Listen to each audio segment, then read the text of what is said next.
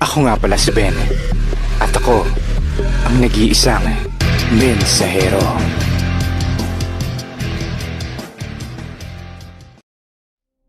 Sa gitna ng katahimikan ng Biyernes Santo, kapag ang mundo ay naghihintay sa muling pagkabuhay, may mga bagay na hindi namamatay. Sila ay nananatili sa dilim, naghihintay ng biktima, at ngayong gabi, darating sila.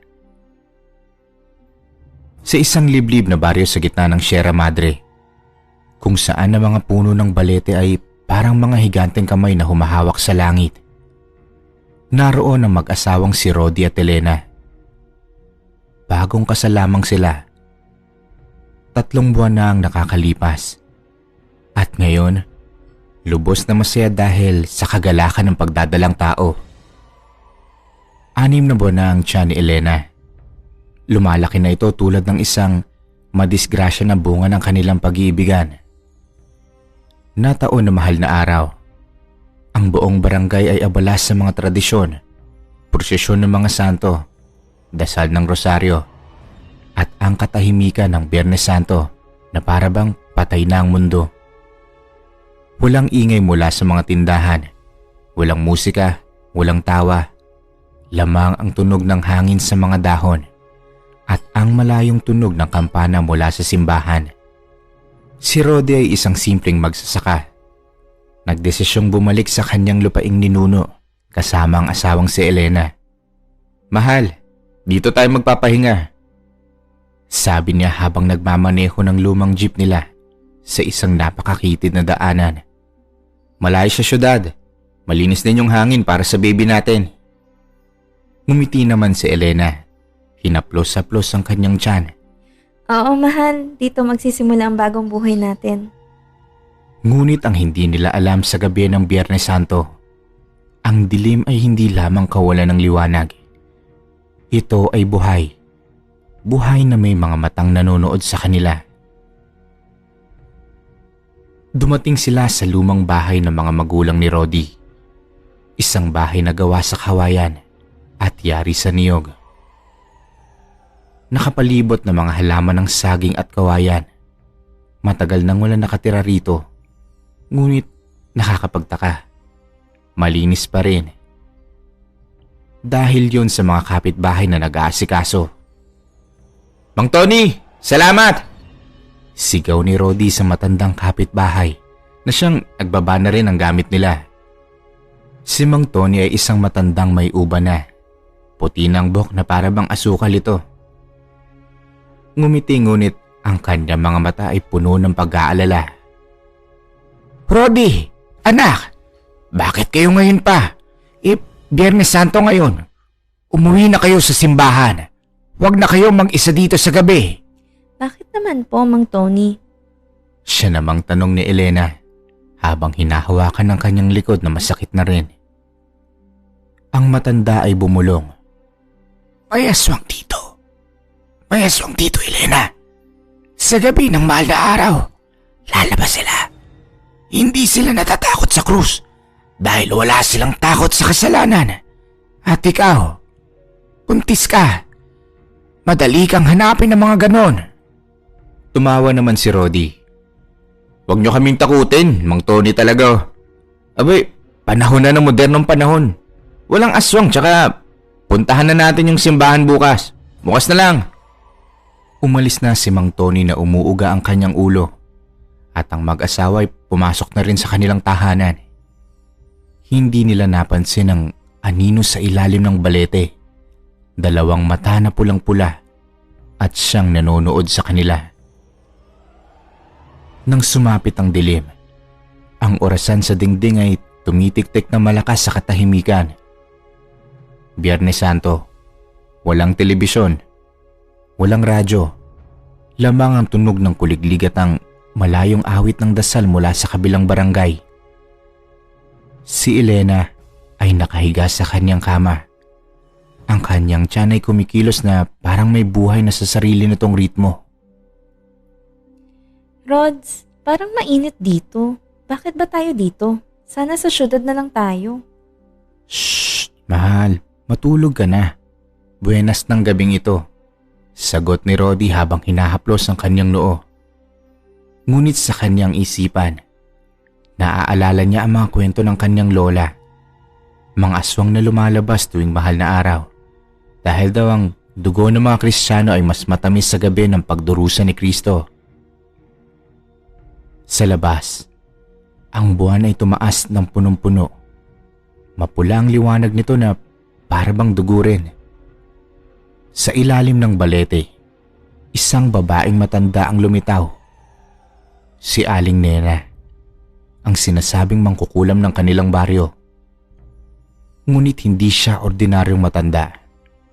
Ang kanyang balat ay kulubot na parang tuyong dahon. Ngunit ang kanyang mga ngipin, sobrang talas na para bang kutsilyo yon. Sa kanyang mga mata naman, gutom na gutom sa bagong buhay. Amoy bata. Sariwang-sariwa. Puntis. Perpekto para sa pista. Lumapit siya sa bahay, hindi gumagawa ng ingay. Ang kanyang mga paa ay walang tunog, para bang multo. Sa bintana naman, sinilip niya si Elena na natutulog. Ikaw na ang aking pipiliin. Bigla namang nagising si Elena. Parang may nararamdaman siyang lamig sa kanyang liig. Rodi, gising! Ano ba? Tutulog yung tao eh. Ano ba, mahal? Panaginip lang yun. Hindi, may nakita akong mukha sa bintana. Matanda, kulubot, at ang mga mata niya pulang-pula. Tumayo si Rodi. Kinuha ang flashlight.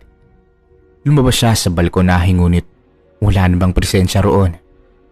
Lamang ang hangin na gumagalaw sa mga dahon. Sabi sa'yo wala, Elena eh. Nakakapagod ka lang eh. Baka naman dahil lang sa pagbubuntis mo. Ngunit habang bumabalik siya, hindi niya napansin ang bakas na mga paa sa lupa. Mga paa na baliktad. Daliri na nakaturo sa kabila. Sa madaling araw, mga 12:00 na yon, ang oras ng witching hour sa Biyernes Santo. Ang simbahan sa baryo ay puno ng mga nagdarasal, ngunit ang bahay nila ay malayo roon, mga 5 kilometro pa sa gitna ng kagubatan. Si Elena ay hindi na makatulog. Ang kanyang tiyan ay sumasakit ng bahagya. Rods, parang may kumakagat sa loob ko. Tawagan na kaya natin si Doc Liza. Walang signal ang cellphone nila. Bukas na, mahal. Hintay na lang tayo ng umaga. Konti na lang naman eh. Biglang may katok sa pintuan. 3 beses. Malakas. Parang martilyo. Sino yan? Sigaw ni Rodi. Rodi! Anak ko! Si Aling Nena ito! May sakit ako eh. Tulungan niyo ako. Dala ko ang gamot para sa asawa mo. Buntis yan, di ba? Ha? Paano nyo nalaman? Hindi na mahalaga yun. Alam ko ang lunas. Si Rodi ay nag-aalangan. Aling Nena? Anong ginagawa mo dito sa gabi ng Biyernes Santo? Bukas na ang simbahan, anak. Hintayin mo ba akong mamatay? Abrihin mo. Bumukas ang pintuan ni Rodi. Doon ay nakatayo ang matanda. Nakasuot ng lumang damit na may dugo ang mantsa. Hawak nito ang basket ng mga damo. Ngumiti siya. Ngunit ang kanyang ngipin ay nagniningning sa liwanag ng buwan. Salamat. Anak, pasok ko sandali. Pumasok siya at biglang lumamig ang hangin sa loob ng bahay. Si Elena ay napatayo. Ang kanyang mukha ay namutla. Rodi, alisin mo siya. Hindi yan si Aling Nena. Shh, Elena. Tumutulong lang siya. Inabot ni Aling Nena ang isang basong may pinaghalong damo. Inumin mo ito, anak. Para sa bata. Malakas na ito. Kailangan ng lakas. Hindi ininom ni Elena. Sa halip tinignan niya ang mga mata ng matanda. Walang pupil. Lamang ang pulang nagniningning dito. Umalis ka na. Hindi ka tao. Biglang tumawa ang matandang yon. Ang tawa ay parang ingay ng mga kalabasang nag-uumpugan. Matalino ka buntis. Oo, hindi ako tao. Ako ang gutom na naghihintay sa'yo. Sa isang kisap mata, lumaki ang katawan ni Aling Nena. Ang kanyang balat ay nag-iba. Lumitaw ang mga balbas na mahaba. Ang mga kamay ay nagiging mga kuko na haba ng daliri. Ang kanyang bibig ay bumuka. Nagpakita ng mga ngipin na parang pira-pirasong salamin. Tumakbo si Rodi patungo sa kanya. Ngunit hinagis siya ng aswang sa dingding. Rodi! Sigaw ni Elena. Aray! Ngunit sa gulat nila, nawala ang aswang. Lamang ang basket na mga damo sa sahig. Mga damo na may dugo na tumutulo. Tumakbo sila palabas ng bahay. Ang gabi ay madilim. Ang buwan ay natatakpan ng mga ulap. Sa simbahan tayo! Sigaw ni Rodi habang hinihila si Elena. Ang daan ay makitid. Puno ng mga ugat ng puno na para mga kamay na humahatak sa kanilang mga paa. Sa likod nila, ang tunog parang hakbang ng maraming paa. Baliktad at mabilis. Bata mo! Akin na! Hingal kabayo si Elena habang tumatakbo. Rods, ang baby, sumasakit. Huwag kang mag-alala, malapit na tayo.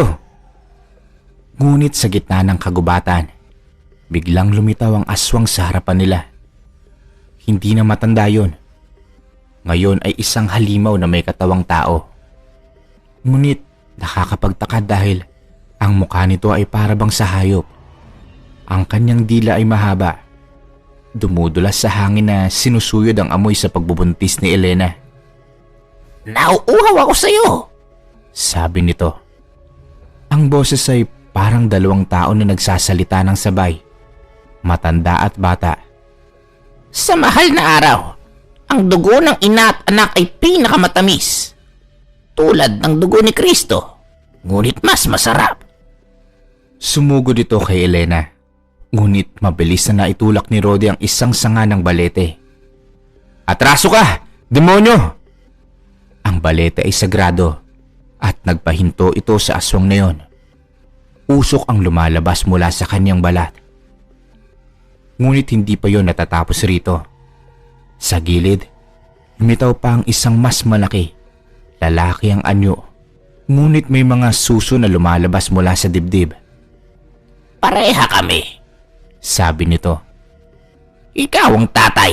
Ako ang tatay ng bagong bata. Bigay mo siya. O kaya parehas namin kayong kakainin. Nagsitakbo uli sila.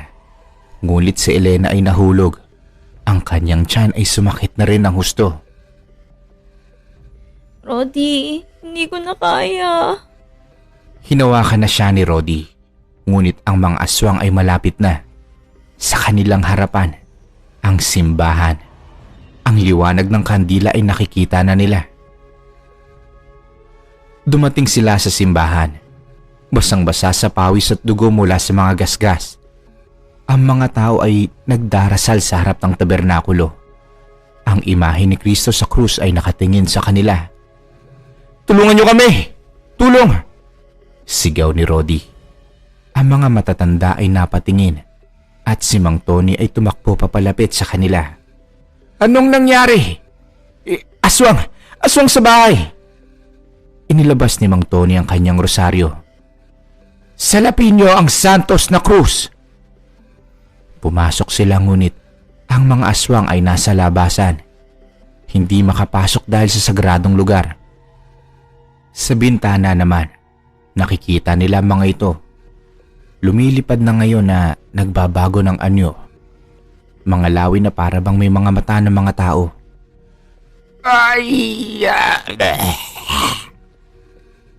Hindi kayo makakawala. Ang sanggol ay amin. Biyernes Santo, walang langit na makakapigil sa amin. Sa loob nagdasal silang lahat. Si Elena ay umiiyak at hinahaplos ang kanyang tiyan. Ngunit ang aswang ay matalino. Biglang pumasok ito bilang isang batang umiiyak. Mama, tulong. Ang mga tao ay nagulat. Ngunit si Mang Tony ay nakilala ito. Hindi ang bata! Itago niyo ang mga krus! Nagbago ulit ang anyo. Ang batang anyo ay nagiging halimaw. Sumugod ito kay Elena ngunit itinarak ni Rodi ang kanyang krus sa braso nito. Nasunog ang balat at tumakas na ito palabas. Hanggang madaling araw, nagbantay sila sa simbahan. Ang mga dasal ay hindi tumitigil. Si Elena ay nanganak na ng maaga. Dahil sa takot, isang malusog na babae, ngunit mahina pa. Magiging matapang kang bata. Bulong ni Rodi sa bagong silang na sanggol. Ngunit ang mga aswang ay hindi umuuwi. Sa labas, naririnig nila ang kanilang mga ungol. Dugo ang bagong panganak. Akin na. Sa wakas sumikat na ang araw. Sabado de Gloria. Ang mga aswang ay nawala. Natunaw na siguro sa liwanag. Ngunit ang baryo ay nagbago. Huwag kayong babalik dito sa tuwing mahal na araw, sabi ni Mang Tony. Ngunit hindi pa tapos ang kwento. Isang taon ang nakalipas. Bumalik sila sa parehong bahay. Si Elena ay may bagong anak, ngunit muling buntis pa rin. Sa gabi ng Biyernes Santo at sa dilim, narinig ulit nila ang mga katok. Rodi, anak ko, si Aling Nena ito. May sakit ako eh. Tulungan niyo ako. Dala ko ang gamot para sa asawa mo. Buntis yan, di ba?